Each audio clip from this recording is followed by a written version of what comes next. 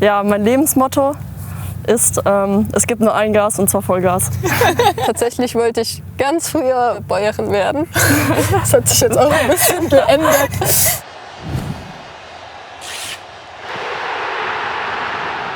Hi, schön, dass ihr dabei seid bei unserer nächsten Fanpost-Ausgabe. Hier stellt wie immer ihr die Fragen und unsere Spielerinnen und Spieler beantworten sie. Wir wechseln heute aber mal die Sportart und zwar zum Handball. Neben mir stehen zwei BVB-Handballerinnen, einmal Mia Tschocke und Amelie Berger. Schön, dass ihr da seid. Hallo. Hi. Seid ihr so ein bisschen gespannt, was für Fragen heute rumkommen? Ja, wir sind schon ziemlich aufgeregt. Würde ich sagen, legen wir doch direkt mal los mit der allerersten Frage. Sie kommt über Instagram rein. Partyschnitzel möchte von euch wissen, wann habt ihr angefangen Handball zu spielen? Und ich knüpfe aber direkt mal mit einer Videofrage an. Die stellt nämlich eine ähnliche Frage. Schaut sie euch mal an. Hallo Amelie, ich bin Antonia und meine Frage lautet an dich, wie bist du zum Handball gekommen? Fang doch einfach mal an. Genau, also tatsächlich habe ich relativ spät angefangen mit 8. Also man hört ja oft, die Mutter war schon Handballerin und mit 4 ist man, seit 4 ist man in der Halle. Ich habe davor ein bisschen Fußball auch gespielt, Leichtathletik gemacht und irgendwann wurde mir gesagt, Linkshänder kann man ganz gut gebrauchen beim Handball und so bin ich dazu gekommen. Mia, war es bei dir auch 8 oder noch Nee, früher? bei mir war es tatsächlich früher, also wie Bergi Standard. erzählt hat. Genau, meine Mutter hat damals Handball gespielt und das Dorf, wovon ich komme, aus Bayern, da spielen alle Handball und dann lag das so irgendwie so auf dem Weg sozusagen und dann habe ich mit 4 angefangen und bisher nicht gewechselt. Ich denke mal, ihr habt nicht direkt auf euren Positionen angefangen. Wie kam es, dass du dann auf Außen gesetzt wurdest, du in den Rückraum? Erzählt mal. Wahrscheinlich die Größe. Ja, also früher habe ich schon im Rückraum auch viel gespielt. Ja, ganz früher hatte man noch nicht so wirklich eine Position. Da hat man einen Vorteil gehabt, wenn man schnell war. Genau, das kann ich jetzt immer noch ein bisschen ausüben. Bei dir? Bei mir die Größe. Ich bin größer und dann wird man erstmal in den Rückraum gestellt. Du hast eigentlich gerade schon so fast die nächste Frage beantwortet. Ich stelle sie dir trotzdem mal. Jolene möchte von dir wissen, warst du schon immer auf Außen oder wurdest du wegen deiner Größe und vielleicht auch, weil du Linkshänderin bist, dorthin gestellt? Ja, also wie gesagt, es ist immer ein bisschen Mangel an Linkshändern. Rechts außen dort einen Rechtshänder hinzustellen ist oft nicht so clever. Deswegen, ja, aber mir gefällt es auf jeden Fall, auf Außen zu spielen. Ganz tricky Frage. Wolle73 möchte von dir wissen, wie viele Tore hast du denn schon mit rechts geworfen? Keins. Ganz einfach, also muss ich auch nicht. Ich glaube, wenn ich Rechtshänder wäre, würde ich vielleicht manchmal mit links werfen, aber so behalte ich da meine linke Hand. Nicht mal irgendwie eins aus Versehen, Ball genommen und noch reingekriegt in den Kasten? Tatsächlich, nee. Okay. Kommen wir zu einer nächsten Videofrage an dich, Mia. Ich spiele sie dir mal vor. Hi, ich bin Dana und meine Frage an Mia ist, wie sie mit dem Leistungsdruck zurechtkommt. Süß. Naja, Leistungsdruck macht man sich eigentlich eher selber als Leistungssportler, würde ich sagen. Der kommt gar nicht von außen. Und naja, indem man halt so positiv mit sich spricht, den mache ich rein oder so etwas. Man hat natürlich auch irgendwie Gespräche mit Mentaltrainern oder sowas, die geben dir dann irgendwelche Werkzeuge an die Hand und damit kann man dann umgehen. Hast du einen bestimmten Spruch oder eine Pose, die dir vielleicht dann im Spiel hilft? Ja, manchmal krempel ich zum Beispiel meinen Trikot so ein bisschen hoch, wenn ich sage so, jetzt habe ich eine gute Aktion gemacht, dann krempel ich es hoch. Dann ja, hilft es mir auf jeden Fall, dass ich dann Selbstvertrauen habe. Genau, das mache ich immer. Hilft dir dann auch irgendwie so der Teamzusammenhalt, das Sprechen mit den Spielern untereinander? Also ja klar, das hilft auf jeden Fall, wenn man sich dann abklatscht und sich nochmal anfeuert und supportet. Das hilft auf jeden Fall. Eine nächste Videofrage, die richtet sich an dich. Ich spiele sie dir einmal vor. Hallo, ich bin Stine. Meine Frage an Amelie. Ich wollte fragen, was dein schönstes Handballerlebnis ist.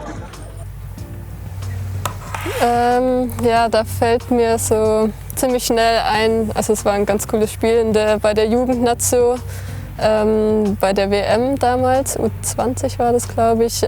Da standen wir im Viertelfinale und es ging bis zum 7-Meter-Schießen, also doppelte Verlängerung. Und der entscheidende 7 Meter, der wurde so leicht gehalten noch von der Torfrau. Die hat erst gedacht, okay, sie hat ihn gehalten, aber wir haben gesehen, unser Ball ist drin und sie wollte schon jubeln, aber dann konnten wir jubeln. Das war ein ganz cooles Gefühl auf jeden Fall.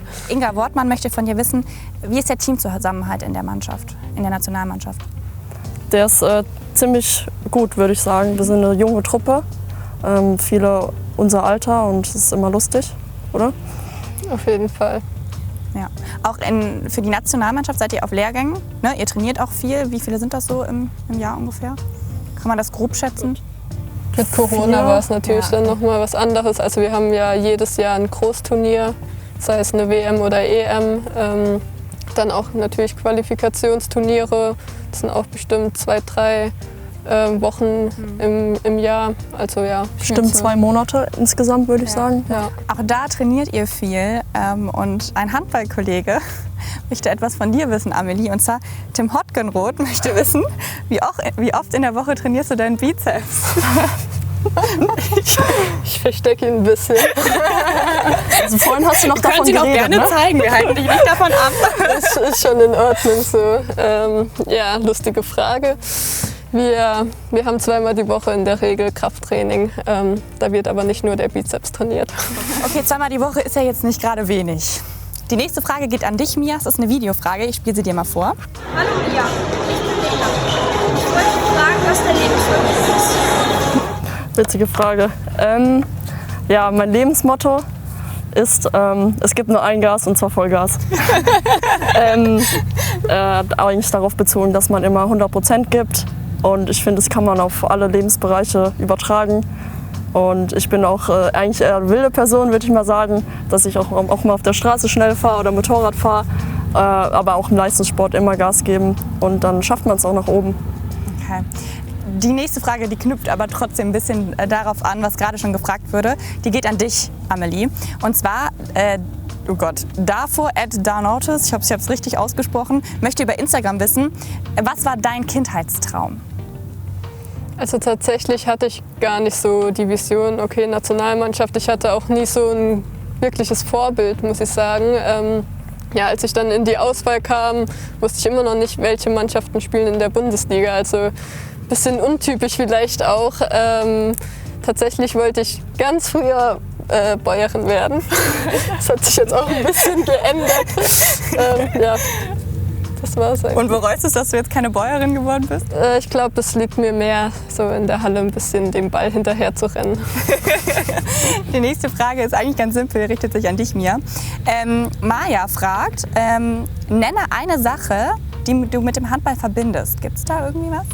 Freundschaften. Also man lernt viele Leute kennen, gerade auch hier beim BVB spielt man ja mit vielen internationalen Spielern zusammen und man knüpft einfach viele Freundschaften. Also ich kenne jetzt Menschen aus Norwegen, aus Schweden, aus Frankreich und ich denke, das nimmt man halt mit und das verbinde ich auf jeden Fall damit. Ja, der Zecke möchte wissen, wo würdet ihr gerne mal Urlaub machen? Ja, ich habe meine alte Mitbewohnerin, kommt aus Namibia und genau. Die würde ich gerne mal dort besuchen im Heimatland. Hab da Silvia, schon, oder? Genau. Die ist nämlich auch Profi-Leichtathletin. Ja, zurzeit in Amerika. Genau, da sind die Entfernungen noch mal krasser als nur in Europa oder Deutschland. Das wäre schon cool, wenn ich dort sie mal besuchen könnte.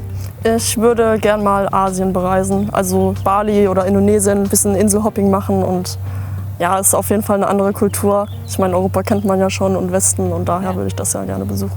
Ich würde mich freuen, wenn ihr es irgendwann mal dahin schafft. Vielen Dank, dass ihr es heute hierhin geschafft habt für das nette Interview. Vielen lieben Dank und dann hoffe ich, dass wir uns in der nächsten Fanpost-Ausgabe wiedersehen.